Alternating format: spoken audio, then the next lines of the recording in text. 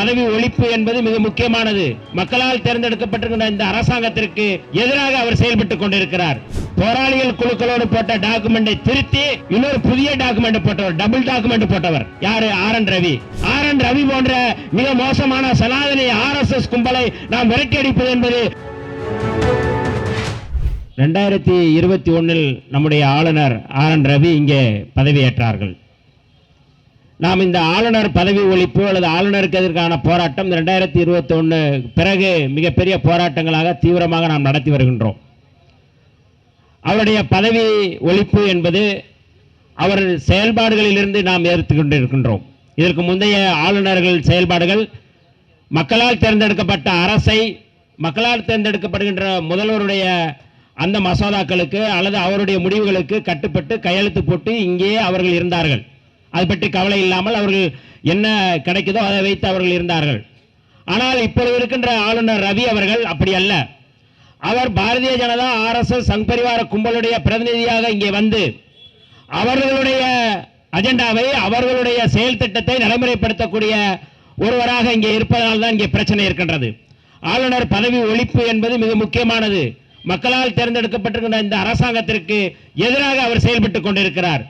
மக்களால் தேர்ந்தெடுக்கப்படுகின்ற இந்த முதலமைச்சர் மாண்புமிகு முதல்வர் அவர்கள் சட்டமன்றத்தில் ஒரு முடிவெடுத்தால் இந்த சட்டமன்றத்திற்கு எதிராக அவர் செயல்பட்டுக் கொண்டிருக்கிறார்கள். ஆக அப்படிப்பட்ட ஒரு சூழலில் தான் இந்த பதவி ஒழிக்கப்பட வேண்டும் என்பதில் எந்த மாற்று கருத்தும் இல்லை. ஆனால் எப்படி ஒழிக்க வேண்டும்? இதான் நம்முடைய மரியாதைக்குரிய வாலசா வல்லவன் அவர்கள் சொன்னார்கள். எப்படி புரட்சியாளர் அம்பேத்கர் அவர்கள் அந்த அரசியல் நிர்ணய சபையில் எப்படி உரையாற்றினார்கள், இந்த ஆளுநர் எப்படி அங்கே நியமிக்கப்படுகிறார் என்றெல்லாம் சொன்னார்கள். தோழர்களே, இந்த ஆளுநர் 2019-20 நாகாலாந்திலே ஆளுநராக இருந்தார். அவர் எப்படி இங்கே விரட்டி அடிக்கப்பட்டார் என்பதற்கான ஒரு ஒற்றை உதாரணங்களை நான் சொல்கின்றேன். அவர் அங்கே நாகா சோசலிச கவுன்சில் என்று சொல்லக்கூடிய போராளிகள் குழுக்களோடு அவர் பேச்சுவார்த்தைக்கு அனுப்பப்படுகிறார். அந்த குழுக்களோடு அவர் பேசுகிறார். என்ன பேச்சுவார்த்தை? நாகா சோசலிச குழு என்பது, நாகாலாந்து என்பது தனி நாடு, நாங்கள் இந்தியாவை ஏற்றுக்கொள்ள மாட்டோம், எங்களுக்கு இது தேவையில்லை, நாங்கள் இந்திய தேசிய கொடியை ஏற்ற மாட்டோம் என்று அறிவித்து அவர்கள் ஆயுத போராட்டத்தை நடத்தியவர்கள். அந்த போராட்டத்தில் பங்கெடுத்த நாகா சோசலிச கவுன்சில் என்று சொல்லக்கூடிய ஒரு பிரிவோடு அவர் பேச்சுவார்த்தை நடத்துகிறார். பேச்சுவார்த்தையிலே ஒரு டாக்குமெண்ட் போடுகிறார், ஒரு ஒப்பந்தம் போடுகின்றார். அந்த ஒப்பந்தத்தில் அவர் என்னென்ன ஒப்பந்தத்திலே சரத்துகள் இருந்ததோ அந்த சரத்துகளை ஏற்றுக்கொண்டு அவர் அதில் கையெழுத்திடுகிறார். யாரு?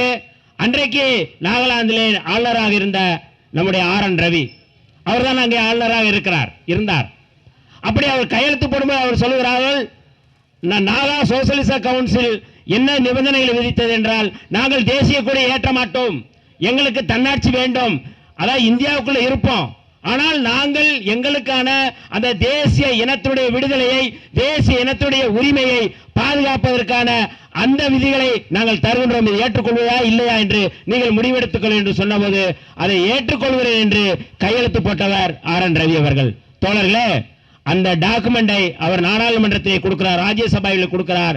அந்த ராஜ்யசபாவில் கொடுக்கப்பட்ட அந்த டாக்குமெண்ட் திருத்தம் செய்யப்பட்டு, அதாவது இவர் என்ன புதிய நிபந்தனை அப்படிங்கிறத அந்த புதிய விதிகளை திருத்தம் செய்து, நான் இந்தியாவோடு இணைந்து வாழ தயாராக இருக்கிறோம், இணைந்து செயல்பட தயாராக இருக்கிறோம் என்று அந்த விதியை, நிபந்தனையை திருத்திவிட்டு இன்னொரு டாக்குமெண்ட் போட்டவர் தான் RN ரவி அவர்கள். அதாவது போராளிகள் குழுக்களோடு போட்ட டாக்குமெண்டை திருத்தி இன்னொரு புதிய டாக்குமெண்ட் போட்டவர், டபுள் டாக்குமெண்ட் போட்டவர் யாரு? RN ரவி. அப்ப டபுள் டாக்குமெண்ட் போடுறவங்கள தமிழ்நாட்டில் ரியல் எஸ்டேட் பண்றவங்களுக்கு தெரியும். டபுள் டாக்குமெண்ட் போடுறவங்க என்ன சொல்லுவாங்க? 420 சொல்லுவாங்க. அப்படிப்பட்ட அந்த 420 RN ரவி அவர்கள் இங்கே இருக்கிற வரை நாங்கள் ஒப்புக்கொள்ள மாட்டோம், அவர் ஆளுநராக இருக்கும் வரை நாங்கள் ஏற்றுக்கொள்ள மாட்டோம் என்று மக்கள் கிளர்ச்சியோடு மிகப்பெரிய போராட்டத்தை நடத்தியதன் விளைவில் தான் 2020 பிறகு அவர் விரட்டி அடிக்கப்பட்டார். விரட்டி அடிக்கப்பட்ட RN ரவி தமிழ்நாட்டுக்கு அனுப்பப்பட்டார். தோழர்களே, RN ரவி போன்ற மிக மோசமான சனாதனி RSS கும்பலை நாம் விரட்டி அடிப்பது என்பது அங்க நாகா சோசலிச கவுன்சில் எப்படி மக்கள் திரட்சியோடு அவர்கள் போராட்டத்தை மிக தீவிரமாக முன்னெடுத்தார்களோ அப்படி முன்னெடுத்தால்தான் RN ரவி போன்ற RSS காரர்கள் வெளியேற்றப்படுவார்கள். ஏன்னா அவருடைய செயல்பாடுகள் ரொம்ப முக்கியம். ஒரு பக்கம் நீதி அரசரை வைத்து இந்திய அரசியலமைப்பு சட்டத்துக்கு எதிராக செயல்படுவது ஜி.ஆர். சாமிநாதன். அவர் பேர்ல சுவாமிநாதனா இருக்கலாம், ஆனா எங்களுக்கு சாமி இல்ல. நாங்க சாமியே இல்லைன்னு சொல்ற ஆளு சாமிநாதன் ஏமாத்திரம். உங்களுக்கு இம்பீச்மெண்ட் கொடுக்கணும்னு சொல்லி நாடாளுமன்றத்தில் முழங்கியவர் எங்களுடைய தலைவர் எழுச்சி தமிழர் தொல்காப்பியன் திருமாவளவன் அவர்கள். அவர் முன்னெடுத்த அந்த இம்பீச்மெண்ட் பத்திரத்தில், அந்த டாக்குமெண்ட்ல 120க்கு மேற்பட்டோர் கையெழுத்திட்டு இருக்கிறார்கள். நேரம் வெக்கமான சூடு இருந்தா சுவாமிநாதன் டிசைன் பண்ணியிருக்கணும். இல்லாத ஒன்றை, மரபில் இல்லாதத நான் ஏத்து அப்படின்னா என்ன அர்த்தம்? எதற்காக நீங்க அந்த தீபம் ஏத்து? என்ன உங்களுக்கு என்ன வேலை? அரசியலமைப்பு சட்டப்படி நீங்க செயல்படுகிறீர்களா? இல்லையே.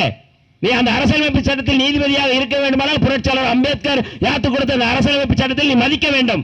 அரசியலமைப்பு சட்டத்தை மதிக்கவில்லை என்றால் உன்னை நாங்கள் மதிக்க மாட்டோம். நீ பெரிய நீதிபதியாக கூட இருந்துப்போம். அதை பற்றி எங்களுக்கு கவலை இல்லை.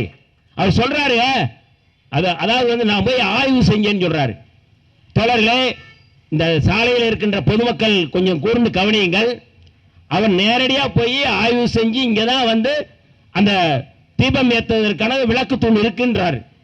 ஆனா நம்ம அரசு, தமிழ்நாடு அரசு அது நீண்ட காலமாக சொல்லுது, அந்த இடம் ஒரு மைல்கல் என்று சொல்லுகின்றது.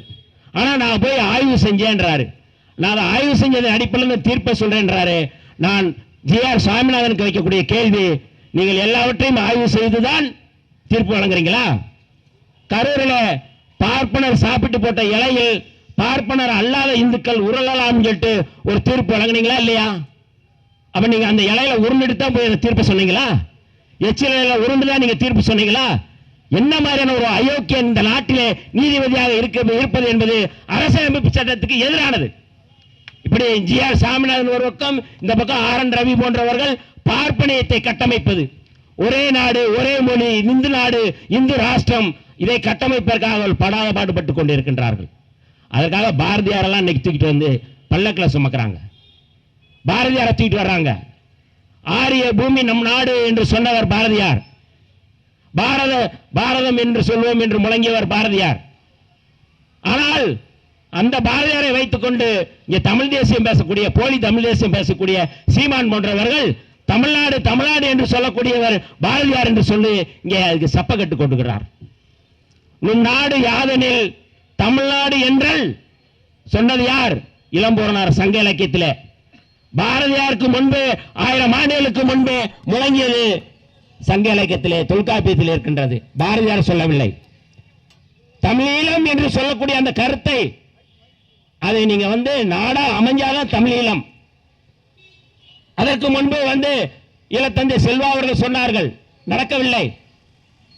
மேதகு பிரபாகரன் அவர்கள் சொன்னார்கள், அங்கே தமிழீழம் வேண்டும் என்று சொன்னார்கள். ஆனால் அங்கீகரிக்கப்பட்டு சட்டப்பூர்வமாக உருவாக்கப்பட்டால் தான் தமிழீழமாக முடியும். தமிழ்நாடுன்னு ஒரு கவிதையில சொல்லிட்டா அவர் தான் காரணம் சொல்லிட முடியுமா?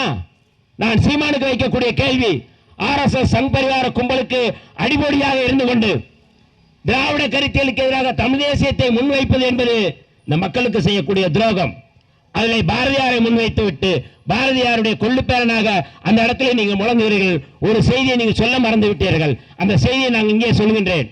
சூத்திரனுக்கு ஒரு நீதி, தண்டச்சோறும் பாப்பானுக்கு ஒரு நீதியா என்று கேட்டவன் பாரதி. அந்த பாடலை உனக்கு துணிச்சல் இருந்தால் அந்த RSS மேடையில உன்னால் சொல்ல முடியுமா? தமிழ்நாடு தமிழ்நாடு சொல்லிட்டா உடனே நீங்க அண்ணாவுக்கு முன்னாடி, கலைஞருக்கு முன்னாடி சொல்லிட்டாங்க. சட்டப்பூர்வம் ஆக்கியது பேரறிஞர் அண்ணா, கலைஞர் அவர்கள், சங்கரலிங்க நாராயண அவர்கள். அதுக்காக உண்ணாவிரதம் இருந்தார். தமிழ்நாடு என்று சொல்வதற்காக உண்ணாவிரதம் இருந்தவர்கள். இதெல்லாம் மறந்துவிட்டு பார்ப்பனத்தினுடைய கைக்கூலியாக, RSS கைக்கூலியாக இன்றைக்கு சீமான் போன்றவர்கள் இன்றைக்கு நாய்ப்பழப்பு பிழைக்கிற வேலையை செய்து கொண்டிருக்கிறார்கள். இதெல்லாம் இந்த தமிழ்நாட்டுக்கு செய்யக்கூடிய துரோகம், தமிழ் தேசியத்துக்கு செய்யக்கூடிய துரோகம். நாம் எல்லோரும் ஒன்றிணைந்து ஆளுநர் பதவியை எப்படி ஒழிப்போமோ அதே போல வருகின்ற 26 தேர்தலில் இம்மாதிரியான பார்ப்பனிய ஒட்டுக்குழுக்களை நாம் விரட்டியடிக்க வேண்டிய தேவை இருக்கின்றது. தனித்த தமிழ்நாடு என்பதுதான் நம்முடைய அடையாளம். தனித்த தமிழ்நாடோடு நாம் செயல்பட வேண்டிய பொறுப்பு நமக்கு இருக்கிறதுக்கு, யாருக்கு இருக்கிறதோ இல்லையோ நமக்கு இருக்கின்றது. ஒரு காலம் நாம் அந்த தனித்த தமிழ்நாடுக்காக போராட்டத்தை நாம் தொடங்க வேண்டிய தேவை இருக்கிறது. ஏனென்றால் அவர்கள் இந்து ராஷ்டிரம் என்று சொல்வது அயோக்கியத்தனம். அரசியலமைப்பு சட்டத்தின் அடிப்படையில் இந்து ராஷ்டிரம் சொல்வது என்பது எதிரானது. நீ இந்து ராஷ்டிரம் என்று சொன்னால் இந்திராசம் அமைப்போம் என்று சொன்னால் நாங்கள் தனித்தமிழ்நாடு என்கிற கோரிக்கையை முன்வைப்போம் என்பதில் எங்களுக்கு எந்த பயமும் இல்லை. நீ சொல்வது அரசியலமைப்பு சட்டத்துக்கு எதிரானது என்றால் நாங்கள் அதை திரும்ப திரும்ப சொல்லிக்கொள்வோம். சனாதனத்தை நாங்கள் ஒழிப்போம், இந்திராசத்தை நாங்கள் ஏற்றுக்கொள்ள மாட்டோம். RSS இல்லாத இந்தியாவை உருவாக்குவது என்பதுதான் எங்களுடைய இலக்கு என்று சொல்லி இந்த பார்ப்பன கும்பலை விரட்டியடிப்பதற்காக RSS போன்ற இந்த சனாதன கும்பலை போன்ற ஆளுநர் ஒழிப்பை நாங்கள் முன்னெடுப்போம் என்று சொல்லி வாய்ப்புக்கு நன்றி கூறி விடைபெறுகிறேன். நன்றி, வணக்கம்.